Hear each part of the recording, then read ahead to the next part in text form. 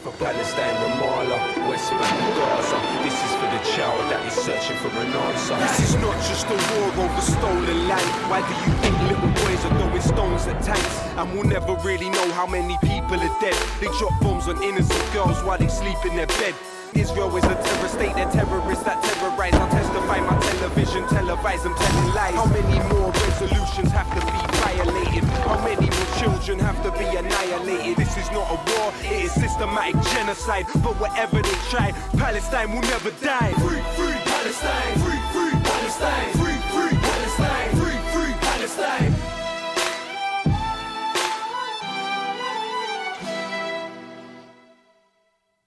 Hello, I'm Chris Williamson and you're watching Palestine Declassified. We're the only weekly TV show that's dedicated to investigating and exposing the Israeli regime's global war against solidarity with the illegally occupied people of Palestine. In this week's show, we'll be focusing on the West's newfound commitment to the so-called two-state solution in response to the genocide being perpetrated by Israel in Gaza. But why don't they propose a democratic solution rather than a top-down imposition? After all, they're forever proclaiming their commitment to democracy. And enabling the entire adult population to vote on their future would be a genuine exercise in self-determination. This report by Latifa Abu Chakra might help to explain their reluctance to do so. Western states, especially the UK, are trying to resurrect the two-state solution as they move for the first time to endorse a Palestinian state.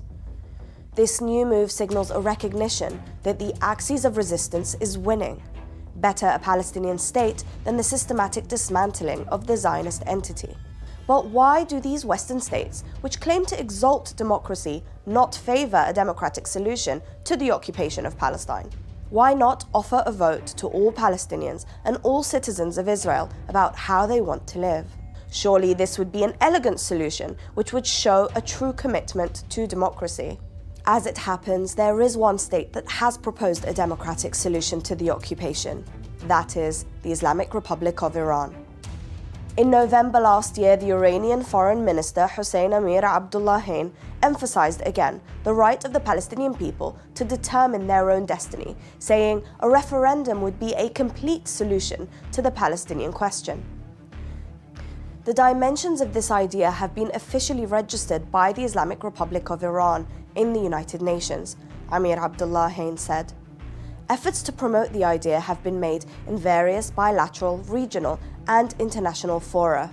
At present, all those living in historic Palestine, including additional territories such as the Golan, amount to 7.2 million Jews, 48.6%, and 7.1 million Palestinians, 47.7%. In addition, there are a further 7 million Palestinians in the diaspora, 6.3 million in Arab countries, and around 750,000 elsewhere. Of this total of 21 million, therefore, some two-thirds are Palestinian. These figures reveal the stark nightmare for the Zionists. In any democratic process, the so-called State of Israel would be voted into the dustbin of history. There is no mandate in the territory of historic Palestine for a Jewish state, and there never will be. As the minister Amir Abdullahian put it in November, the Zionist regime, in the shadow of its inability to confront the resistance forces, took revenge on the defenseless people of Gaza and the West Bank, which resulted in committing genocide and war crimes. It is plain that the bloodlust visible in the revenge on Gaza is driven by the sure and certain knowledge of the Zionists that they are outnumbered and their genocidal settler colonial ethno-state can only survive by force of arms. The question now is, how long can that endure? As always, we're joined by our resident expert, David Miller. David's an academic and a former professor at Bristol University and is now a non-resident senior research fellow at the Centre for Islam and Global Affairs at Istanbul Zeyim University. He's also a co-director of the lobbying watchdog Spinwatch and is a leading British scholarly critic of Israel. And I'm pleased to welcome back Batul Sabaty as our guest contributor today, who joins us via Skype. Batul is a human rights activist and has a special interest in analysing political and social issues. She blogs at Stances to Salvation, and in her professional life, she's a chemical engineer based in London. Welcome to the show. David, what do you make of the Islamic Republic of Iran's proposal for a democratic solution that Latifa referred to in her report just there? Well, it's funny, isn't it? Because it's the West that believes in democracy. Surely that's the so they say. whole way in which they present themselves. And of course, the Israelis say that they're the only democracy in the Middle East, but they won't, of course, engage in any kind of democratic process in relation to the territory of historic Palestine because they know they would lose. And of course, this is a signal feature of settler colonialism, and that's why, in the case of Northern Ireland, they drew the border of Northern Ireland so that there would always be a Protestant majority in perpetuity, a majority which is now, a century later, starting to dissipate over the edge. So that's the point of this, that they will not allow democracy because democracy would mean that they would lose. There's no mandate for a Jewish state in Palestine. There's a mandate amongst the plurality of the people of Palestine, including the Jews, including settlers who've come in recent times, for a one-state solution, a one-state Palestinian state in which all would have equal rights. That's, of course, what should happen in Palestine, and that's what would come out of a democratic process. And that, of course, is why the Zionists cannot contemplate democracy, and that's why they must exclude the people of Gaza, the people of the West Bank, and indeed what are called the Israeli Arabs, the Palestinians living in 48 Israel, from any democratic process. That's why they do that, and that's why they have to do that. And of course, that's why they're committing genocide in Gaza, to mow the lawn, as it's said. That's euphemism, that falling euphemism that they use. But Batul, why is there not more support, do you think, for this idea in the West? Right. Even the UN resolutions, like Palestinians have the right to return or the occupation of the West Bank is illegal, have effectively been placed on the shelves. And the West has not enforced it, of course, despite recognizing the 1967 occupations of the Gaza and West Bank as illegal. But this begs the question of why. It's because there's no will to enact justice, let alone a solution for a referendum. If the West has the choice, it will simply turn a blind eye to the excess expansionism of the Israeli occupation entity beyond, in fact, the borders that the West defined for them to begin with, which was 55% of the land in 1948. The Israeli occupation entity, at the end of the day, is the project of the Imperial West. The entity is effectively today bound by the supreme American interest. The West, at the end of the day, used the Zionist movement as a vehicle to fulfill its functional role in a region of strategic importance. So, of course, the West has no interest in changing this unjust status quo on the ground that it has founded, unless, and there is one exception, unless it is forced to do that due to the shift in the balance of powers on the ground that would be imposed by the resistance. Yeah. Well, David, how would this work then in reality? Would every settler get a vote, in your opinion? Well, first of all, of course, it's not for me to say how the people of Palestine should organise their affairs. That's for the people of Palestine. Sure, of course, The proposal from the Iranian government says that all of the people of historic Palestine should have a vote. They say explicitly Muslims, Christians and Jews. Right.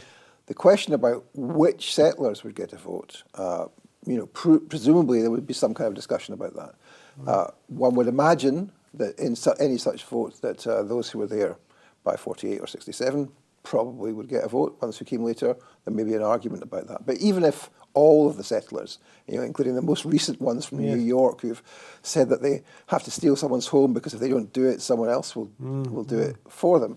Even if they all got a vote, and some people would be sceptical about whether they should, they would still lose.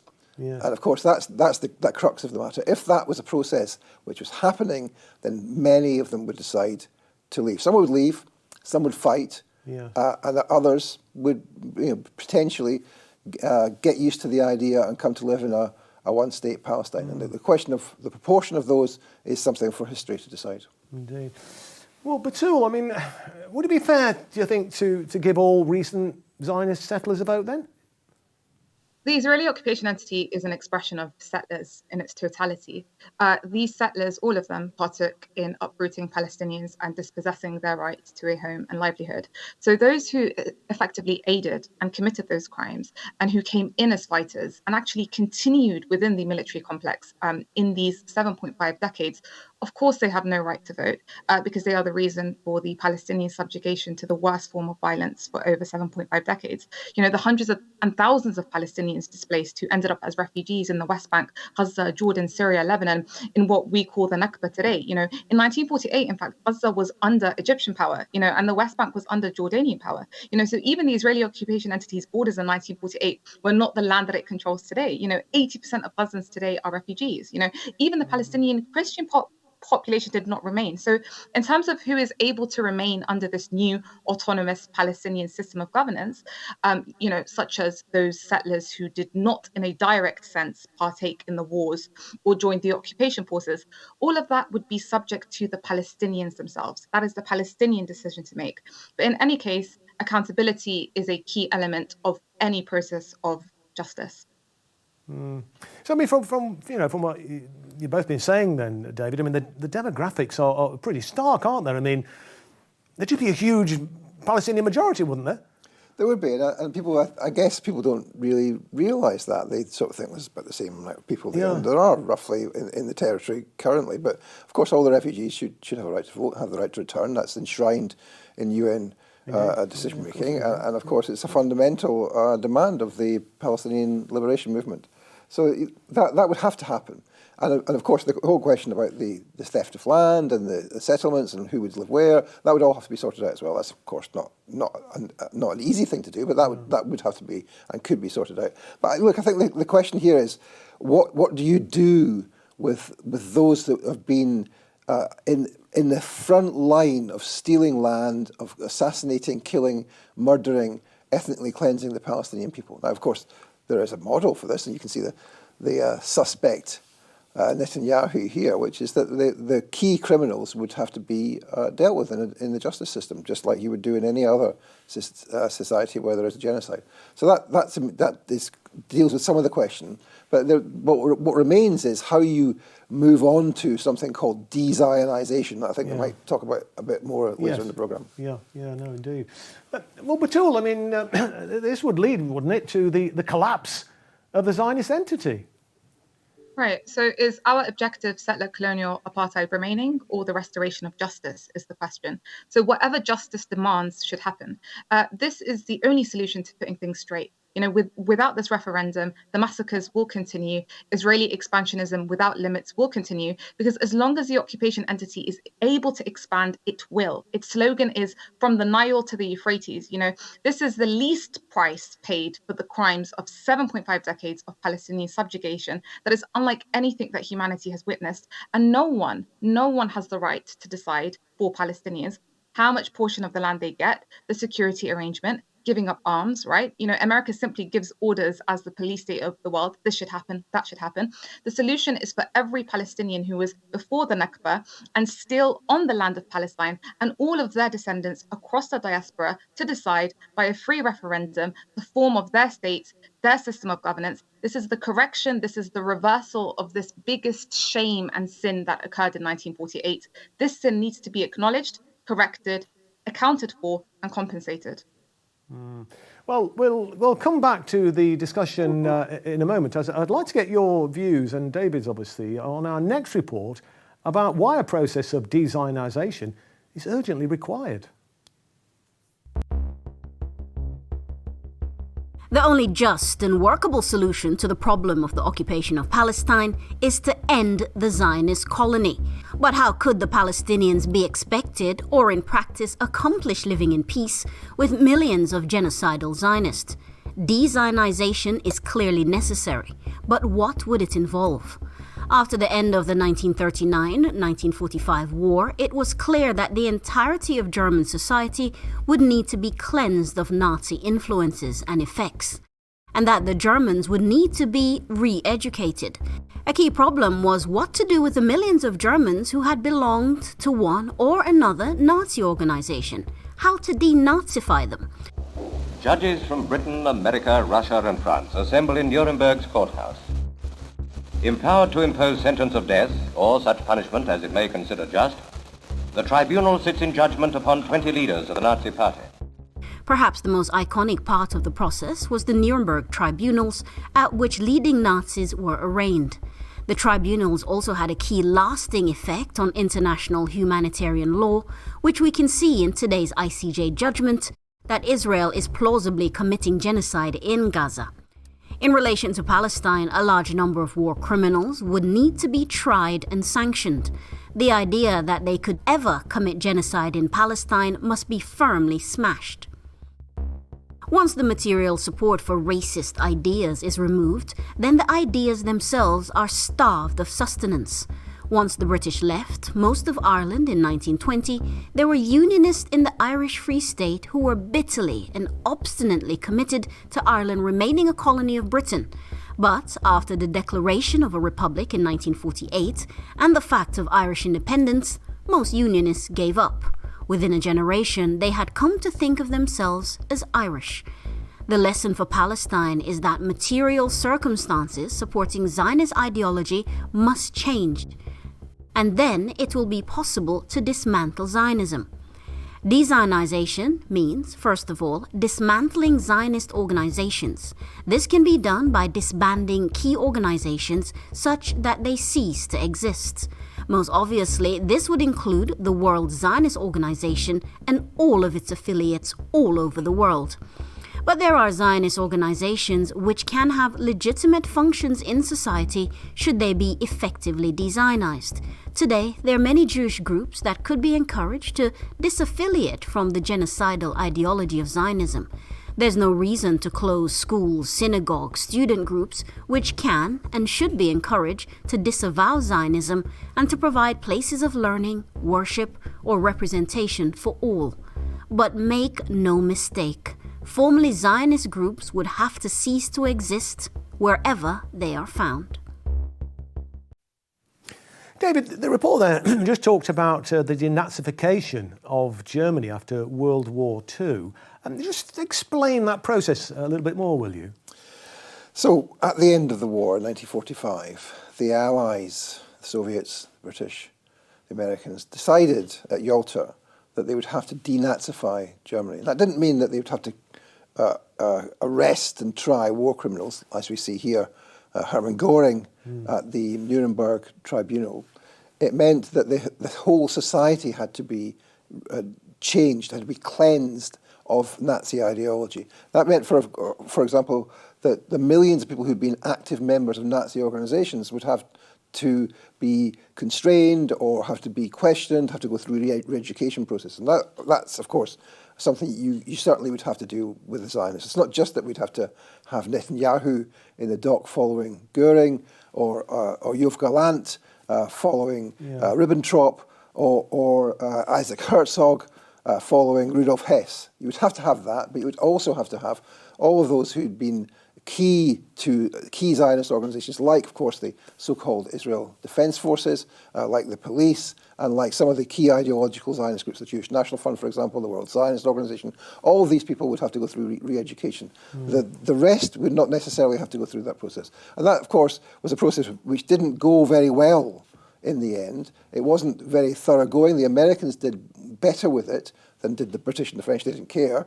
And of course, they rehabilitated some of the Nazis to become NATO officers, etc. The Soviets did better than the British and the French too, as you might expect. But that was a process which, in the end, was curtailed by the move to the Cold War. And so effectively, what happened in the case, for example, in the UK, the thousands and thousands of Ukrainian Nazis who were brought to the UK in 1947, they were kept in camps for a year, and then they just let them go. There was no denazification process at all. And those Nazis, the descendants of those Nazis, remain, some of them in the UK, supporting the Nazis in Ukraine to this day. So there's a problem with denazification in the sense it wasn't properly carried out, in my opinion.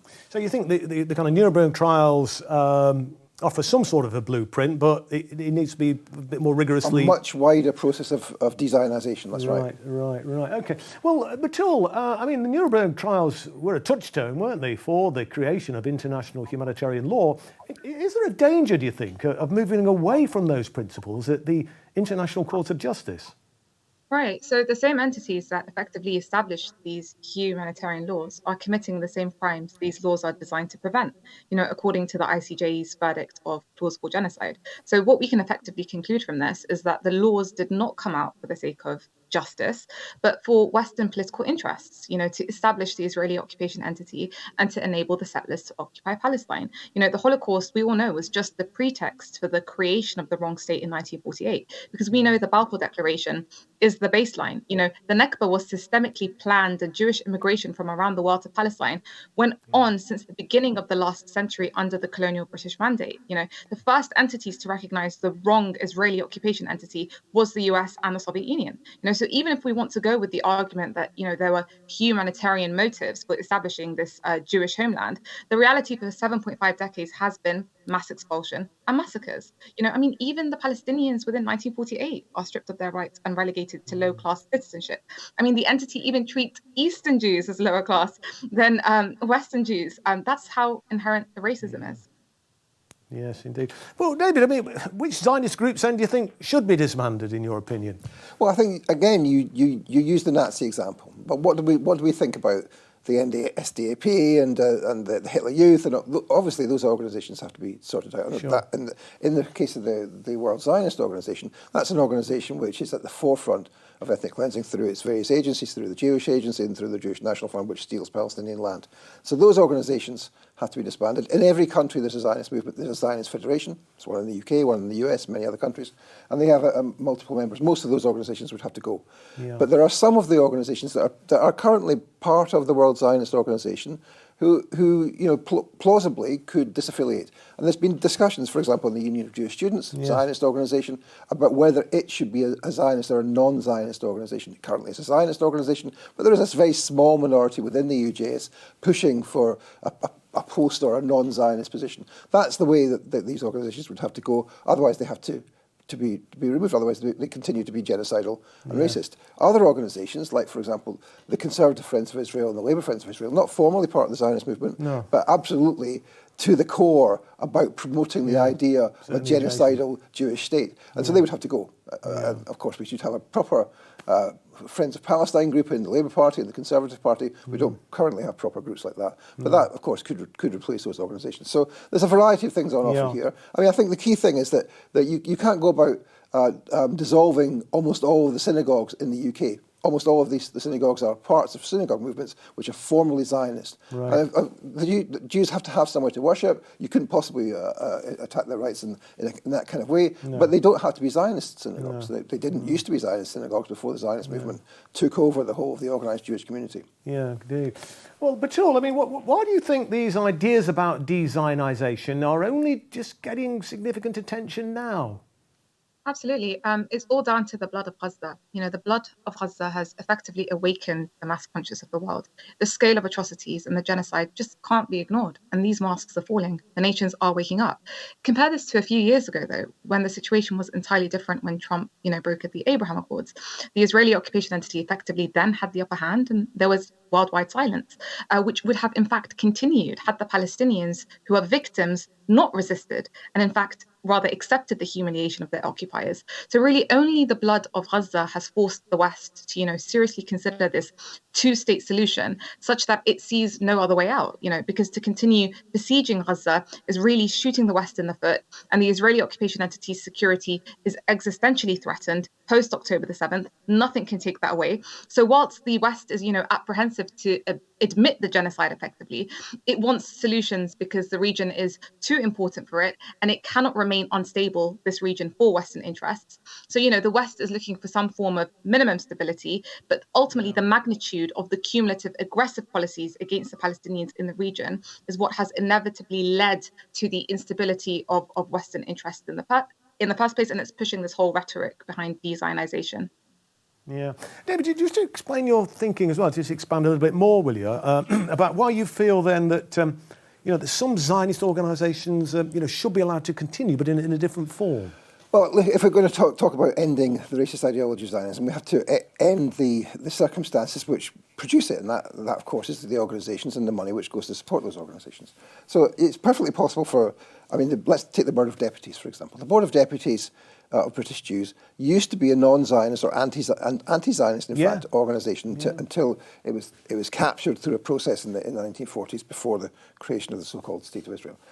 it could go back to being a non or anti-Zionist organisation. There's no reason why that couldn't be the case, and the same would be the case with the synagogue movements. Most of the synagogue movements in the UK representing the overwhelming majority of synagogues, Reform, Liberal, the United Synagogue, they're all Zionist. Now, the only major one which is not Zionist is the Union of Orthodox Hebrew Congregations, which is the ultra-Orthodox representative. Now, amongst the different sorts of groups that are represented in those the synagogues that are part of that organisation are anti-Zionist synagogues. Now, that is a potential model for how these things could happen. That organisation is not Zionist, and that's how all of them should be in order that we can get rid of the racism of Zionism. Yes, indeed. Well, thank you for that, but unfortunately we are out of time again. So let me thank our guest, Batul Sabeti, and of course our resident expert, Professor David Miller. Palestine Declassified will be back next week with more forensic investigations and analysis. And in the meantime, please share today's programme on your social media platforms to help us continue growing our audience. And remember, you can follow the show on Facebook, Twitter and Telegram, where we post regular clips and updates. So until next time, this is Chris Williamson saying bye for now.